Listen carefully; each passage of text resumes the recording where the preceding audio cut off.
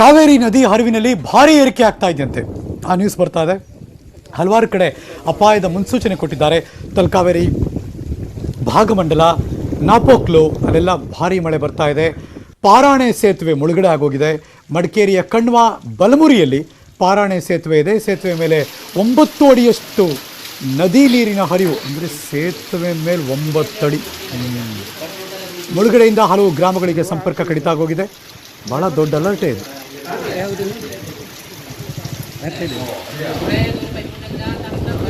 ನನ್ನ ಸಹೋದ್ಯೋಗಿ ಮಡಿಕೇರಿಯಿಂದ ರವಿ ಅಲ್ಲಿನ ಸ್ಥಿತಿಗತಿಗಳ ಬಗ್ಗೆ ಒಂದು ವಾಕ್ಥ್ರೂ ಕಳಿಸ್ಕೊಟ್ಟಿದ್ದಾರೆ. Over to you Ravi.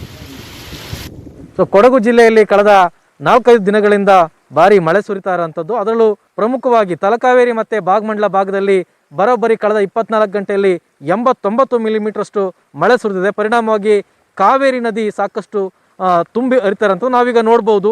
ಇದು ಕಣ್ವ ಬಲಮುರಿ ಅಂತಂದರೆ ಮಡಿಕೇರಿ ತಾಲೂಕಿನ ಮೂರ್ನಾಡಿಂದ ಒಳಗಡೆ ಬಂದರೆ ನಾವು ಅಲ್ಲಿ ಕಣ್ವ ಬಲಮುರಿ ಗ್ರಾಮ ಇದೆ. ಅಲ್ಲಿ ಇರುವಂತಹ ಕಾವೇರಿ ನದಿಯ ಸಮೀಪದಲ್ಲಿ ನಾವಿದ್ದೇವೆ. ನೋಡ್ಬೋದು ಕಾವೇರಿ ನದಿ ಭಾರೀ ಪ್ರಮಾಣದಲ್ಲಿ ತುಂಬಿ ಹರಿತಾ ಇರೋಂಥದ್ದು. ಕ್ಷಣ ಕ್ಷಣಕ್ಕೂ ಕೂಡ ನದಿಯ ಹರಿವಿಕೆ ಏನಿದೆ ಅದರಲ್ಲೂ ಕೂಡ ತುಂಬ ಜಾಸ್ತಿ ಆಗ್ತಾ ಇದೆ ಅನ್ನೋಂಥದ್ದು ಕೂಡ ನಮಗೆ ಚೆನ್ನಾಗಿ ಗೊತ್ತಾಗ್ತಾ ಇದೆ. ಸೊ ಇಲ್ಲಿ ಒಂದು ಸೇತುವೆ ಇತ್ತು, ಕೆಳ ಸೇತುವೆ. ಸೊ ನಾವೀಗ ನೋಡ್ಬೋದು ಇಲ್ಲಿ ಈ ಭಾಗದಲ್ಲಿ ಏನಿದೆ ಆ ಭಾಗದಲ್ಲಿ ಸಂಪೂರ್ಣವಾಗಿ ಇದು ಮುಳುಗಡೆ ಆಗಿದೆ. ಸೇತುವೆಯ ಮೇಲ್ಭಾಗದಲ್ಲಿ ಬರೋಬ್ಬರಿ 9 ಅಡಿಯಷ್ಟು ನೀರು ಹೋಗ್ತಾ ಇದೆ. ಸೊ ಪರಿಣಾಮವಾಗಿ ಆ ಕಡೆ ಭಾಗದಲ್ಲಿರುವಂತಹ ಕೂಡುಪರಂಬು ಆಗಿರ್ಬೋದು ಅಥವಾ ಪಾರಾಣೆ ಆಗಿರ್ಬೋದು, ಈ ಗ್ರಾಮಗಳಿಗೆ ಈಗ ಸಂಪರ್ಕ ಕಡಿತ ಆಗಿರೋಂಥದ್ದು. ಈಗ ಆ ಗ್ರಾಮದ ಜನರೇನಿದ್ದಾರೆ ಅವರೆಲ್ಲರೂ ಕೂಡ ಇಲ್ಲಿ ಕಾಣುವಂತಹ ದೊಡ್ಡ ಸೇತುವೆ ಏನಿದೆ ಈ ಸೇತುವೆಯನ್ನು ಅವಲಂಬಿಸ್ಕೊಂಡು ಜನರು ಆ ಭಾಗಗಳಿಗೆ ಹೋಗಬೇಕಾಗಿದೆ. ಅಂತಂದರೆ ಬರೋಬ್ಬರಿ 8-9 ಕಿಲೋಮೀಟರ್ ಅಷ್ಟು ಸುತ್ತಿ ಬಳಸಿ ಅವರೀಗ ತಮ್ಮ ಮನೆಗಳಿಗೆ, ಗ್ರಾಮಗಳಿಗೆ ಹೋಗಬೇಕಾಗಿರೋಂಥದ್ದು ಆ ಪರಿಸ್ಥಿತಿ ಈಗ ನಿರ್ಮಾಣ ಆಗಿದೆ. ಸೊ ಅದಕ್ಕೆ ಸಂಬಂಧಪಟ್ಟ ಹಾಗೆ ಈ ಕಣ್ವಬಲಮುರಿಯ ಗ್ರಾಮದ ಸುಲೈಮಾನನ್ ಅಂತವರು ಸ್ಥಳೀಯರು ಅವರು ಕೂಡ ಇದ್ದಾರೆ ನಮ್ಮೊಟ್ಟಿಗೆ. ಅವ್ರನ್ನೇ ಮಾತಾಡ್ಸೋಣ.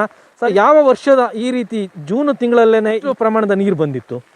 ಈ ಜೂನ್ ತಿಂಗಳಲ್ಲಿ ಮತ್ತು ಇಷ್ಟು ಬೇಗ ನೀರು ಬಂದಂಥ ಪರಿಣಾಮ ಇರಲಿಲ್ಲ. ಜುಲೈ ಆಗಸ್ಟ್ ತಿಂಗಳ ಕೊನೆಯದಲ್ಲೇ ಬರ್ತಾಯಿತ್ತು. ಈ ತಿಂಗಳು ಜೂನ್ ಮೊದಲಲ್ಲೇ ಬಂದುಬಿಟ್ಟಿದೆ ನೀರು.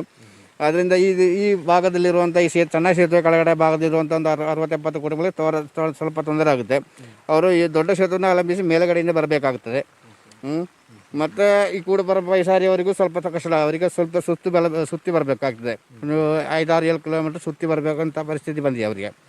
ಇಲ್ಲಿ ನೋಡಿ, ಇಲ್ಲಿ ಬ್ಲಾಕ್ ಆಗಿದೆ. ಅಲ್ಲಿ ಅದೇ ಅವರು ಮೇಲೆ ಗಿಡ ಸುತ್ತಿ 4-5 ಕಿಲೋಮೀಟ್ರ್ ಮೂರಾಳಿಗೆ ಹೋಗಬೇಕಾದ್ರೆ ಸ್ವಲ್ಪ ಕಷ್ಟ ಆಗುತ್ತೆ ಅವರಿಗೆ. ಓಕೆ, ಈಗ ಈ ರೀತಿ ಈಗ ತುಂಬಿ ಇರೋಂಥದ್ದು ಏನಿದೆ, ಸೊ ಇದೇ ರೀತಿ ಮಳೆ ಏನಾದರೂ ಜಾಸ್ತಿ ಆಗಿ ಏನಾದ್ರೂ ನೀರಿನ ಅರಿವಿಕೆಯಲ್ಲೂ ಕೂಡ ಜಾಸ್ತಿ ಆದರೆ ನಿಮಗೆ ಕಣ್ವ ಬಲಮುರಿಗೆ ಏನಾದರೂ ತೊಂದರೆ ಆಗುತ್ತಾ? ನೀವೆಲ್ಲ ಏನು ಸಿದ್ಧತೆ ಮಾಡ್ಕೊಂಡಿದ್ದೀರಾ? ಈಗ ನಾವು ಇದೇ ಥರ ಇದ್ದರೆ ಇನ್ನು 2 ದಿನ ಇದೇ ಥರ ಹೊಡೆದಿದ್ರೆ ನಾವು ಇಲ್ಲಿ ಈ ಕಣ್ವ ಬಲಮುರಿ ಭಾಗದಲ್ಲಿರುವಂಥ ಎಲ್ಲ ಮನೆಗಳು, ಒಂದು 40-50 ಮನೆಗಳು ಎಲ್ಲ ನಾವೆಲ್ಲ ಇಲ್ಲಿಂದ ಶಿಫ್ಟ್ ಮಾಡಬೇಕಾಗುತ್ತದೆ.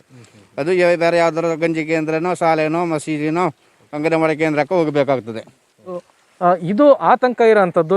ಏನಾದ್ರೂ ಇದೇ ರೀತಿ ಮುಂದುವರೆದ್ರೆ ಅಂದರೆ ನಿನ್ನೆ ಮಧ್ಯಾಹ್ನದ ನಂತರ ಸಾಕಷ್ಟು ಪ್ರಮಾಣದಲ್ಲಿ ಮಳೆ ತೀವ್ರತೆಯನ್ನು ಪಡ್ಕೊಂಡಿದೆ. ಇದೇ ರೀತಿ ಏನಾದ್ರೂ 1-2 ದಿನಗಳ ಕಾಲ ಮಳೆ ಜಾಸ್ತಿ ಆಗಿದ್ದೆ ಆದಲ್ಲಿ ನಿಜವಾಗ್ಲೂ ಕೂಡ ಇಲ್ಲಿ ಪ್ರವಾಹದ ಆತಂಕ ಸೃಷ್ಟಿ ಆಗುತ್ತೆ ಅನ್ನೋಂಥದ್ರಲ್ಲಿ 2 ಮಾತಿಲ್ಲ ಅನ್ನೋಂಥದ್ದನ್ನ ಸ್ಥಳೀಯರೇ ಹೇಳ್ತಿರೋ ಅಂಥದ್ದು. ರವಿ ಎಸ್ ಹಳ್ಳಿ, ನ್ಯೂಸ್ 18 ಕನ್ನಡ, ಕೊಡಗು.